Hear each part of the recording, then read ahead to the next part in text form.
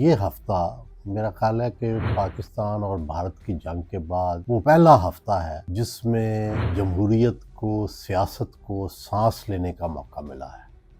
اور وگرنہ جمہوریت اور سیاست دباؤ کا شکار تھی مسلسل، لیکن ہفتہ رواں میں تھوڑا سا اس کو سانس ملا ہے، اور جو سیاسی حکومت ہے اور اوورآل جو پارلیمان ہے اور جو جمہوریت کی آواز ہے وہ جو بہت دبی ہوئی تھی وہ پہلی دفعہ کچھ تھوڑی سی بہتر ہوئی ہے۔ اصل میں پرابلم یہ ہوتا ہے کہ جو ہائیبرڈ نظام ہے اس میں ظاہر ہے ایک طرف طاقت ہے اور دوسری طرف سیاست ہے، تو ہم چار آج تک بڑے تجربے ہوئے ہیں میری ہوش میں۔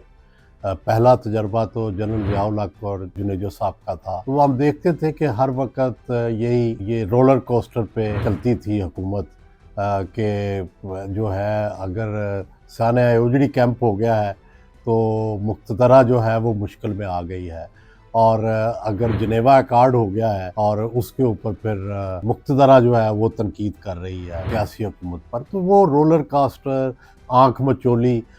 سویلین میں اور مقتدرہ میں چلتی رہی، اور بالآخر آپ کو سب کو پتہ ہے کہ اس کا انجام کیا ہوا تھا۔ جنوجو صاحب کو باوجود میجورٹی کے گھر جانا پڑا تھا۔ پھر دوسرا تجربہ ہوا جنرل مشرف کے زمانے میں، اور جنرل مشرف کے زمانے میں جو تجربہ ہوا وہ بھی ہمیں اچھی طرح یاد ہے کہ پہلے جمالی صاحب تھے، پھر شوکت عزیز تھے، وہ بھی اسی طرح رولر کوسٹر چلتا تھا، لیکن سویلین گورنمنٹ بہت کمزور تھی۔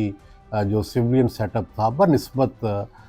جو اس وقت کی مقتدرہ تھی، جنرل مشرف صاحب بڑے دبنگ بھی تھے اور ان کا پورا کنٹرول بھی تھا۔ اور پھر آپ نے دیکھا کہ جب جنرل مشرف نے محترمہ کے ساتھ ایک ڈیل جو ہے وہ سائن کر لی، تو جو ہاؤس آف کارڈز تھا پی ایم ایل کیو کا وہ جاتا رہا سیاسی حکومت کا، اور پھر اس کے بعد آخر کے جو واقعات ہیں اس میں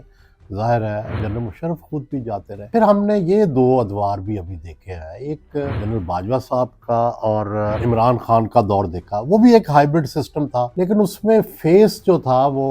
زیادہ تر عمران خان کا تھا۔ وہ چلتا رہا سسٹم، لیکن آہستہ آہستہ اس سسٹم کی خرابیاں بھی جو ہے وہ سامنے آنی شروع ہو گئی۔